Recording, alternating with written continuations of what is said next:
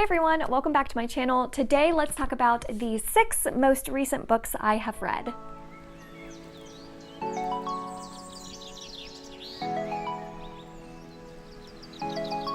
So I asked you all last week on my community tab if you prefer longer monthly wrap-ups or if you think I should start doing a recent reads type wrap-up where every time I read 5 or 6 books, get on, talk to you about them, have a little bit more time to delve into my thoughts on them, and also in that same video, pick out the next 5 books that I will be reading. So I'm gonna try that style since most of you said that you didn't care either way, and the answers for the other 2 were so close. So instead of doing a huge monthly wrap-up, I'm gonna try to do recent reads instead and see how I like it. So if you like this, let me know in the comments down below. If you don't, let me know that. I will take your feedback into consideration. All right, so I have 6 books here to talk about. I'm going to go in the order of my least favorite to my favorite. My least favorite, and the book that I DNF'd at about 100 pages in, was Soul Music by Terry Pratchett. This is the 3rd book in the Discworld Death Collection, and for each book in this Death Collection series, I have liked them, but only because I love Death as a character and I really like Terry Pratchett's writing style. I really haven't connected to any of the plots in these books. I found them a little bit nonsensical, meandering, and I think they're supposed to be, but that's just not my favorite style of plot to read. So I gave both Mort and Reaper Man 4 stars. This one, I read about 100 pages and Death was probably only in 2 paragraphs in that time. The rest was following a story that I truly did not care about. I could care less about the characters in this book. I don't care at all what was happening. Even Terry Pratchett's writing style could not save this book for me. And I just want these books to follow Death more closely, and I just didn't know before diving into this series that they don't, and I wish I had. I wish I knew that these books truly weren't about Death, because I probably wouldn't have picked them up first in Discworld. So that being said, I am planning on still continuing on with this collection and finishing it out with Hogfather and Thief of Time. I've heard those are very strong. Hogfather is the reason I picked up this collection to begin with because it just sounded so fantastic, and these books read almost like little mini standalones in this overall world where you can read them out of order, you can read them with skipping other books, so I feel like I'm not missing out too much by not finishing Soul Music, and I'm really bummed. I'm really bummed that I didn't love this because, you know, I was really hoping to love Discworld and everything about it, so this is a bummer, but it just, I couldn't do this plot, and there wasn't enough death to keep me interested, so yeah. Pretty bummed. Next one I have is a 3.5 star, and that is, oh, I'm trying to decide which 3.5 I liked less, because I have 2. So I'm gonna go with The Midnight Library by Matt Haig. So this was a 3.5 for me. This was incredibly popular last year, and I had seen very mixed reviews where a lot of people like love this book. It means so much to them. It did so much for them. And I've seen the complete opposite where it was very harmful for some people, where it triggered them. It did not work at all for them. It was borderline insulting to them. So this book is so incredibly mixed, and I definitely think you should do your research before you pick it up because the content itself can be very triggering and heavy if you are not in the right headspace. This book follows a girl who decides to end her life, and in between life and death, she encounters this midnight library where she gets to live different lives in different universes and get to experience kind of things she regretted not doing in her own life. She gets to redo her life, if you will, and live out these other lives. And through those experiences, she comes to discover more about herself and reflects on her own life and that sort of thing. So again, like, I can see both sides of it. I can see why this means so much to so many people. And I can see also why it doesn't work for so many people. So I just think it's so dependent upon you and your experiences as a reader, what you've experienced in life prior to reading this book. Like, that's going to affect how you think about this book. For me, the problem was why this wasn't like a knockout hit for me was because it felt very, very obvious, like what the message was very, very early on in the book. And it has a lot of repetition where once you figure out the message, it gets very repetitive and it starts kind of like beating you over the head with it. I was kind of like, halfway through, like, I get it. I get what we're trying to say, and the book is really just kind of not subtle in its messaging. I thought that there was like one part of this book that like threw me off, that kind of like took me out of the story a little bit, where we start to get into like some sci-fi aspects of the story, and I did not like that. I did not think that that was necessary at all. It did not add to the story in any meaningful way. I thought we could have skipped that whole part of it, exploring more about like quantum physics and multi-dimensions and that kind of thing. Like, I just thought we could have skipped past the little sci-fi elements because it really didn't add or contribute to the meat of the story itself. I did like the ending. I liked how it wrapped up. For me, I overall enjoyed the message, and there were some quotes in this book that were truly beautiful, and I liked experiencing her journey, and I liked going on this journey with the main character. So I overall am glad I read it. I overall thought it was pretty good. So that being said, again, please check content warnings because there are so many mixed reviews. Just make sure that you are comfortable with going into this book, you're in the right headspace for it, because I can definitely see why it has the mixed reviews. The other 3.5 star book I have is Under the Whispering Door by TJ Klune. This I read because I read The House in the Cerulean Sea last year and loved it, 5 stars easily. This one follows a character named Wallace who his whole life he has always been not the nicest of guys, not the best of people. And he ends up dying very early on in the book, and he is kind of stuck in this purgatory world. It's weird that I read The Midnight Library so close to this one because they have very similar themes. This one is a lot more about redemption and that sort of thing. The issue I had with this one, and what I think, if you liked The House in the Cerulean Sea because you loved the side characters, that was my favorite part of that book. The side characters didn't do much for me in this book. And Wallace himself, obviously you're not supposed to like him, especially at the beginning. I think eventually, he kind of has this redemption arc, but you're not really supposed to like him. So I didn't like really any of the side characters, and I didn't like Wallace. So for a lot of the book, I didn't really care about any of these characters, and I really didn't care about following them. I just don't think that the side characters are as developed or as memorable as the ones in The House in the Cerulean Sea. That's what really made that book, was those side characters with the kids and that sort of thing.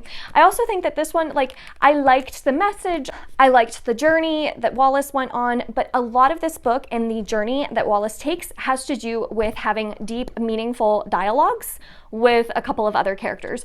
He's not doing a whole lot of actions to redeem himself, he's having a lot of conversations. So a lot of this book is just sitting with the characters as they're having these long dialogues with each other, which is not the most compelling way to show redemption in a character, right? We'd rather see that character doing things rather than just having conversations to redeem themselves. And then finally, the ending, there was a very, very ending that I did enjoy, but there was something that happened towards the end that I did not like. I thought it kind of cheapened the message of the book a little bit. I was not a huge fan of the direction this went in at the very, very end. So that being said, I'm still glad I read this one. I still overall enjoyed it, had a pretty good time with it, but it just wasn't as compelling as The House in the Cerulean Sea because it didn't have those great side characters, and it didn't have the character going on a super meaningful journey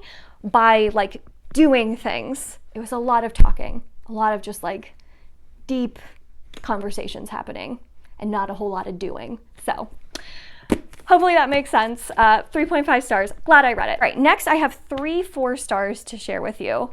So picking out which one I like the least is a little bit hard.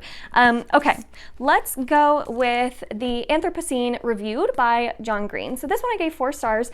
This is almost like part nonfiction, part memoir. I think it reads a little bit more heavily on like the memoir side rather than like nonfiction side, but it's basically John Green giving you a whole lot of essays with him reviewing things, random things about human life, the Anthropocene, and kind of tying them back to his own life and how they've affected him in his own life.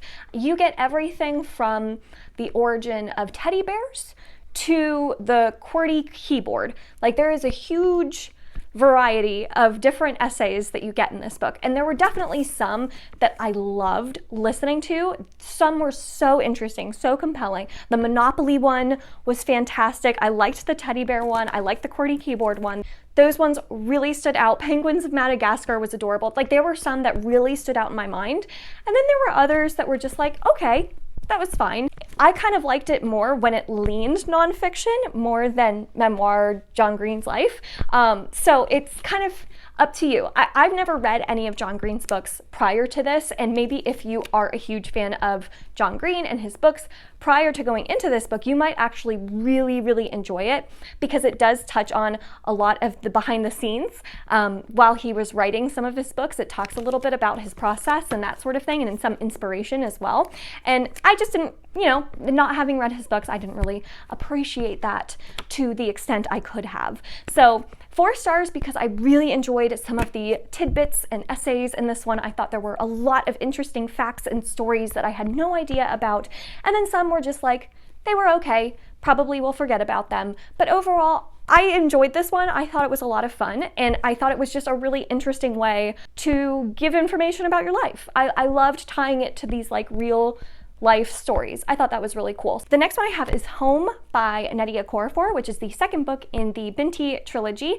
So this one definitely expands upon a lot of what happened in the first book. So I can't say too much about this book without spoiling it, but what I can say is I really like Nnedi Okorafor's writing style. I think she does a fantastic job of including so much with so few words. I think that her way of incorporating culture and world building into her stories is really cool, and I really like some of the themes that were touched upon in this one. We definitely get a lot more exploration of where Binti came from, her home life, kind of challenging her own prejudices, and get a little bit more of some sort of like magic at the end of this book that I'm really intrigued by. It delves a lot into family relationships, and I just really enjoyed this one. I don't know that I enjoyed it more than the first one. I think they're kind of equal right now, but I just really like how quick these read. They're very engaging from start to finish, so would highly recommend. Then my last 4-star in my favorite book of this wrap up is The Bone Shard Emperor by Andrea Stewart. So the first book, if you recall, I gave the first book in this series 5 glowing stars. I loved the first book so much. This second book, I think that it was still very engaging. I really like Andrea Stewart's writing style.